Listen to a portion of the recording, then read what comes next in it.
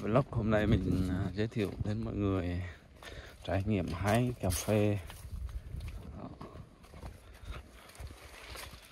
vườn như này mà.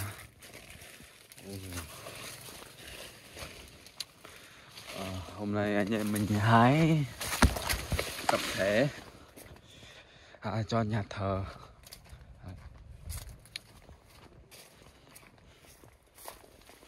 Mình nhìn trái cà này, đá không?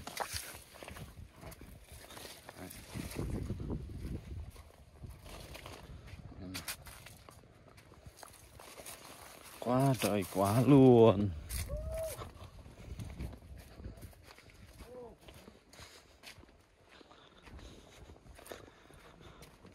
Ê, có là phe nhiều bó lấy than tụi nào bây giờ tôi piện nó có lén nó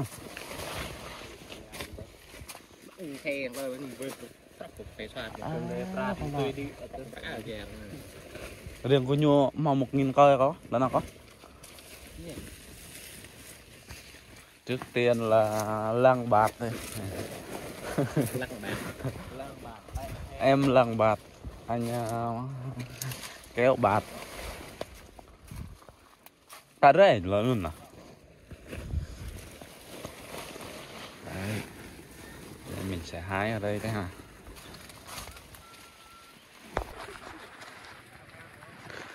Đây giờ hái được chùm là mượt lau rạc đích nhung. Wow.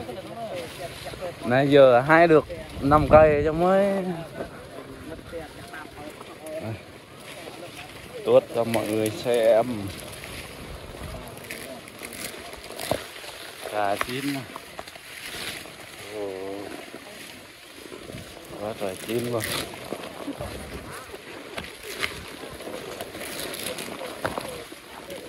Hai mình hái thật tốt nhưng mà bánh nhanh mà.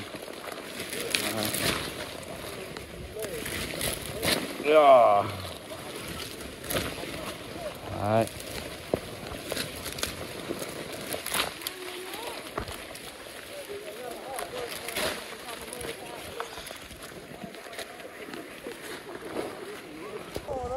Hết chưa? Có bãi chưa? Cái tình dung quanh đó kéo. Thanh niên mà chưa vợ hai gà.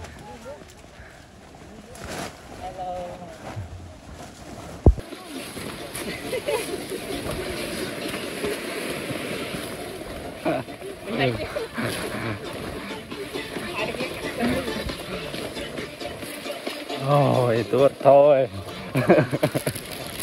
Ê giờ nói nhỉ mẹ. Cậu phi lăng trên cửa chân.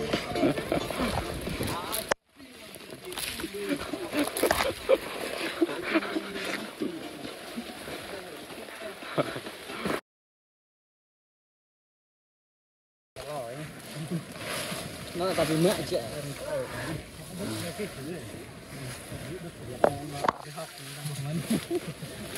anh kia hâm ấy, ta bị thâu nhẹ nhẹ giùm ấy. Đây là đang dồn lá đây. nên giờ bị thâu thôi. Nun ở nhầm cụ điệu ta bị kèn thâu chứ cái tung tung đi. Nắp là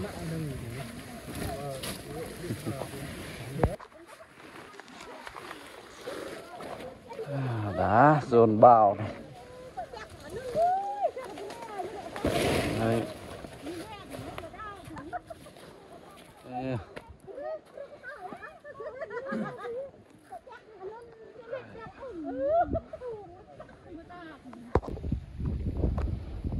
Lúc này thì đã giờ trưa rồi nha.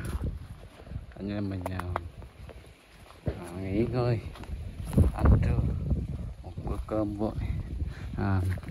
Thì chú vườn được nấu món ăn canh, mình chỉ mang theo cơm thôi. Bây giờ mọi người đều ra hết đi ăn cơm đây.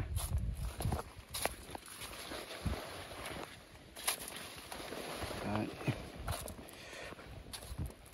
một ngày lao động mệt mỏi.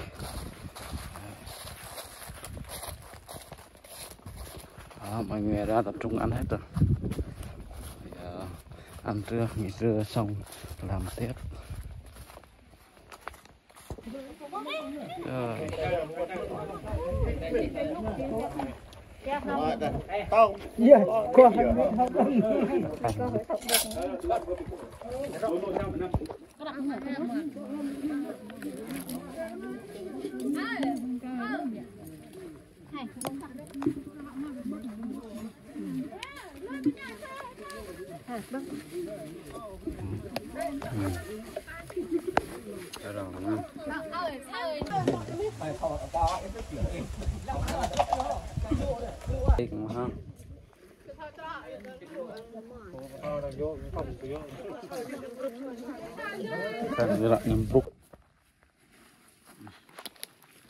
Bây giờ là tiếp tục làm sau cơm trưa nha mọi người.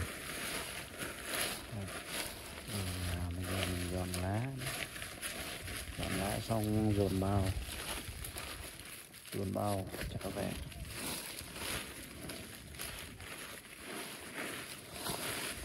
Cào chín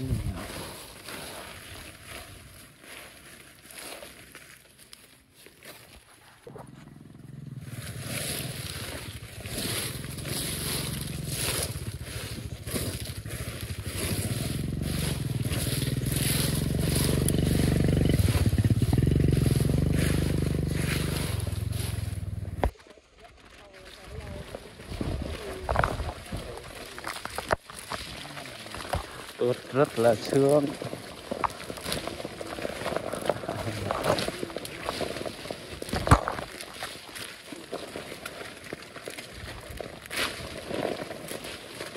Quá chín đỏ dập cho nó nè, đạt 99%.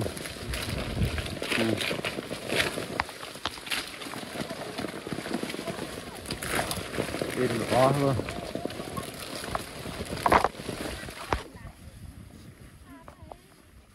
Đã chiều rồi, anh em nghỉ thôi.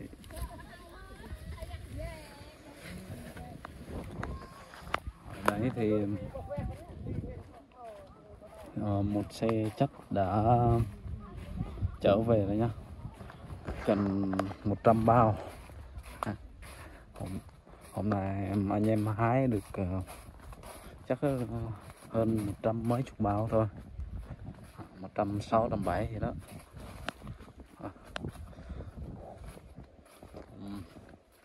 Một xe hồi nãy trở về rồi.